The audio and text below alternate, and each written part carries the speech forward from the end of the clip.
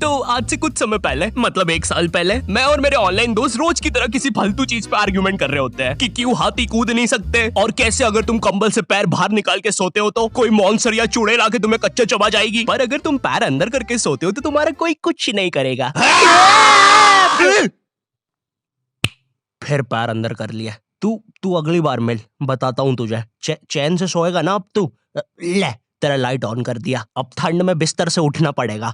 ले तेरा पंखा भी ऑन कर दिया अब तो ऐसी किसी बात पे आर्ग्यूमेंट चल रहा होता है, तो उसी बीच न जाने मेरे दिमाग में क्या आता है और मैं बोलता हूँ, तुम लोग अच्छे लोग हो, हमें मिलना चाहिए। ये सुन के भैया सन्नाटा मच गया। हाँ क्या बोला तूने? आयु तुझे पता है ना ऑनलाइन दोस्त कभी मिल नहीं सकते। इनफैक्ट ऑनलाइन दोस्त जैसी तो कोई चीज ही नहीं होती, हम सब तो रोबोट है। आयु तू हमारा दोस्त हो ही नहीं सकता, हम जा रहे हैं। फिर उन लोगों ने एक दूसरे के गले में हाथ डाला और न जाने क्यों गुस्से में डोरेमोन का थीम सॉन्ग गाने लग गए, वो भी तमिल में।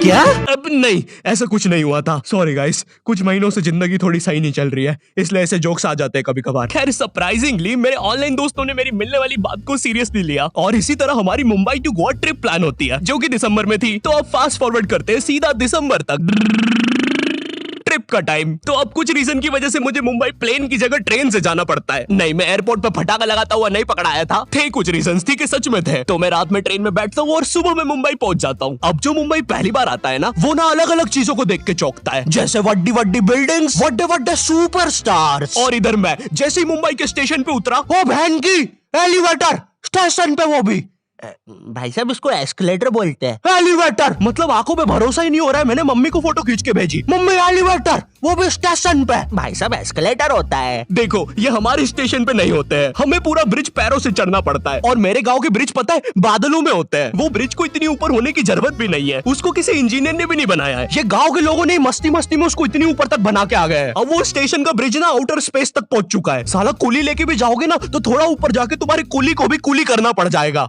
भाई साहब कुली करना पड़ेगा। अरे किया तो है तुम्हें। अरे आपको ने मुझे कुली करना पड़ेगा। रुको, कुली। हाँ जी भैया, इन्हें ऊपर तक छोड़िया हो यार। अरे पागल हो क्या मियाँ, ऊपर तक जाना है तो स्पेस सूट किधर है तुम्हारा? और ऑक्सीजन सिलेंडर लेके आए कि नहीं? ऊपर ऑक्सीजन बहुत कम है, हम लोग क्या बहुत ऊपर खड़े हैं मियाँ। देखो यहाँ से वो माउंट एवरेस्ट भी दिखता है। देखो आज की रात तो हमें ये सीढ़ियों पे सो के गुजारनी पड़ेगी। ऊपर पता नहीं कहाँ के खूंखार जानवर घूमते हैं। और सबसे जरूरी बात, हम लोगों के बीच में मैं सोऊंगा। मुझे मुंबई से अपने स्टेशन जाने में 10 घंटे लगते हैं और फिर अपने ही शहर के स्टेशन से घर जाने में 6.25 महीने। अब तुम बोलोगे नॉट योर टाइप, तो बहुत ही विलेज पीपल है। हाँ तो ठीक है, हूँ मैं, नहीं होते हमारे यहाँ पे एक्सेलरेशन। भाई उसको एस्केलेटर। वीडियो को आगे बढ़ाते हैं। मुंबई जाने से पहले मुझे ऐसा लगा था कि वहाँ पे सब लोग मचाएंगे, एड़े चाले सीधे चाले, इस तरीके से बात करते होंगे। तो मैं भी ना फुल रेडी था। मैं स्टेशन से बाहर निकला और एक ऑटो रोका। तो सबसे पहले तो मैंने अपनी ट्रेन में खरीदी हुई 24 कैरेट आइस डायमंड चेन आगे करी। मैंने 20 रुपए में खरीदी थी, आगे अपना टाइम आएगा भी लिखा था, क्योंकि मुंबई में थे यार, थोड़ी अमीरी दिखनी चाहिए। कौन है अंबानी? है किधर रहता है वो? है क्या उसके पास ये? तो वो ऑटो वाला पूछता है किधर जाओगे? इधर मैं फुल मुंबई के स्वैग में। क्या बोलते ऑटो वाले चाचा, अंधेरी चलोगे क्या? चलो ना, मचाते ना अंधेरी में चल के।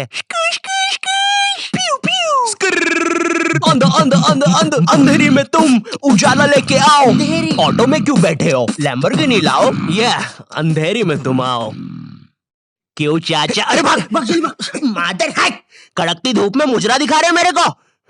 अभी भी ज्यादा दूर नहीं गए, ऑटो से चीप सकता हूँ। हम लोग हमारी मुंबई के अपार्टमेंट आ जाते हैं, वहाँ पर थोड़ा सा रेस्ट करते हैं, क्योंकि स्टेशन से अपार्टमेंट तक तो हम भगते भगते आए थे। वो ऑटो वाला पीछे पड़ा था ना। क्यों पीछे पड़े हो हमारे? जाओ ना। नहीं मजाक कर रहा हूँ। 700 रुपए की टैक्सी करनी पड़ी थी अपार्टमेंट तक। 700 रुपए की। 700 रुपए पता भी है कितने होते हैं? 700 रुपए में पता है तुम मुंबई में क्या क्या कर सकते हो? तुम कर सकते हो 700 रुपए में तुम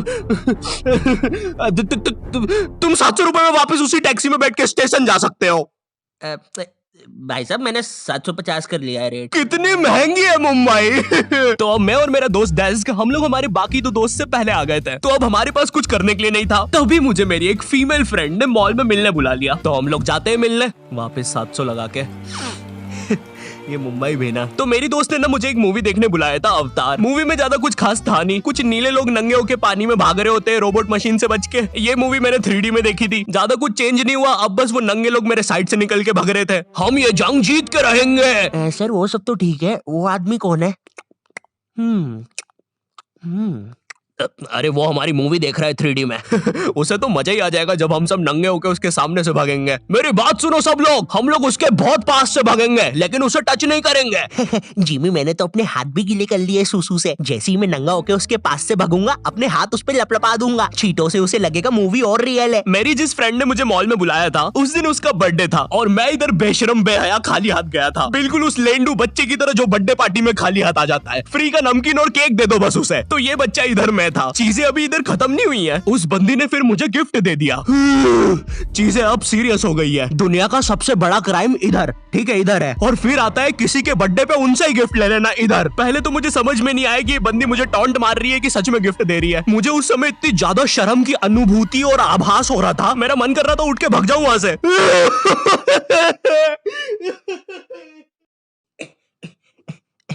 अरे वो बाहर बहुत गर्मी है ना, इसलिए मैंने सोचा स्प्राइट पी लूं आके। और पेरी पेरी फ्राइज भी मेरे फेवरेट है।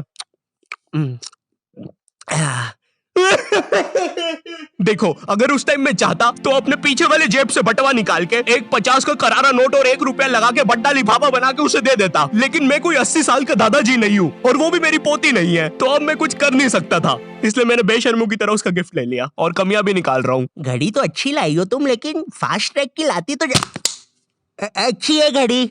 रात तक मेरे बाकी दोस्त भी आ गए थे, तो फिर हमने मुंबई की फेमस जगह, अरे वहीं जहाँ सब लोग जाते हैं घूमने के लिए, वहाँ घूमना स्टार्ट कर दिया। लेकिन जब तुम तुम्हारे दोस्तों के साथ रहते हो तुम्हारे दिमाग में मस्ती रहती है। तो एक मॉल में हमें एक सांड वाला झूला दिखता है। अब उसे देख के एक 21 साल का मैच्योर आदमी क्या करता, पापा बहुत बीमार है, बहन की भी शादी करवानी है, मुझे लगता है सांडू मैं तुम पे घूमी घूमी करने के लिए थोड़ा बड़ा हो चुका हूँ।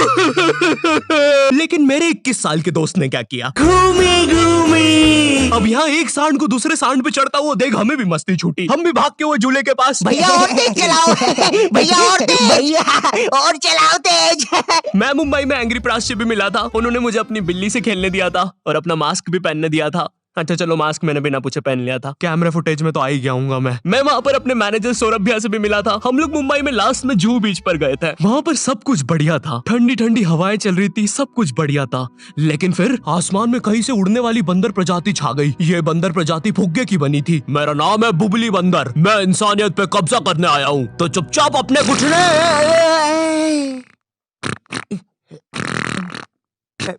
है दोस्त, क्या तुम प्लीज मेरी बुंड में हवा भर सकते हो? मुझे तुम्हारी दुनिया पे कब्जा करना है प्लीज। मुझे कोई दिक्कत नहीं है। कमलेश, कमलेश। हाँ मैंने सुन लिया था पहली बार में। कमलेश मैं जानती हूँ हम दोनों ज्यादा क्लोज नहीं है, लेकिन इसका मतलब ये नहीं तुम एक बंदर के साथ संबंध बना लोगे। मैं जा रही हूँ। कमलेश जाने दो उसे, मैं तुम्हें उससे भी ज्यादा चीजें दे सकता हूँ। मुंबई के बाद हम लोग निकलते हैं गोवा के लिए। गोवा काफी चिल जगह थी। मैं वहाँ पर काला भी हो गया था दिन भर बीच पर धूप में भटकने के कारण। सच में वहाँ पर धूप तो बहुत ही ज्यादा थी, मतलब इतनी ज्यादा कि जमीन के अंदर से लोग बाहर आ रहे थे या अंदर जा रहे थे। कोई मुझे बताएगा ये क्या हो रहा है यहाँ पे? गोवा में तुम ऐसे बीच पे राइड्स वगैरह कर सकते हो, जैसे जेट स्की। इसमें ना तुम्हें आगे टंकी पे बिठा लेंगे बच्चे की तरह और पानी का एक चक्कर काट के वापस ले आएंगे। ये चलो ना।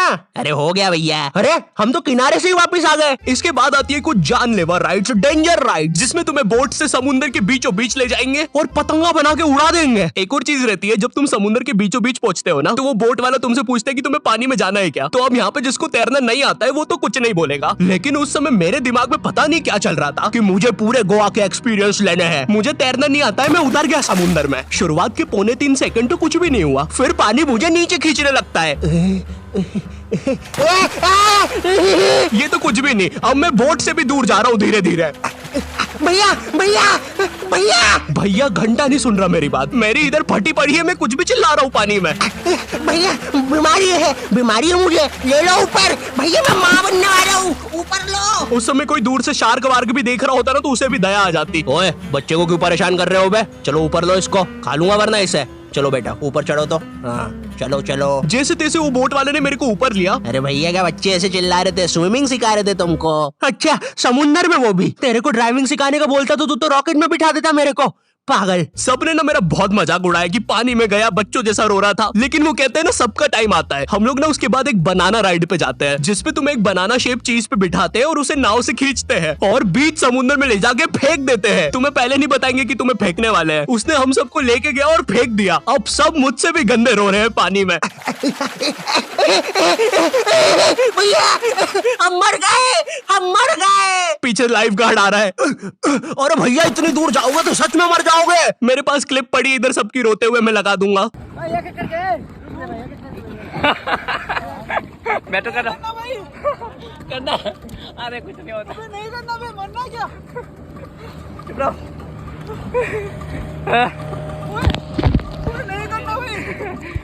पर खैर कुछ भी बोलो, ये ट्रिप मेरे लिए one of the best trip थी अपने दोस्तों के साथ। आई होप तुम्हें ये वीडियो पसंद आई होगी, और अगर नहीं भी आती है तो बस इतना सा रुक जाओ, ठीक है? बस इतना सा। मैं एक बहुत ही प्यारी चीज पर काम कर रहा हूँ, ठीक है? बस वो आ ही गई, ये यहीं पे, ये बस आ गई। और अगर भूलना एम करते 8 लाख लाइक्स के लिए, ठीक है? मुझे पता है तुम कर सकते हो, ठीक है? अभी करो। एंड चैनल पे नए हो तो सब्सक्राइब कर देना। मैं मिलता हूँ तुमसे नेक्स्ट वीडियो में, जो कि बहुत जल्दी आने वाली है। तब तक के लिए बाय।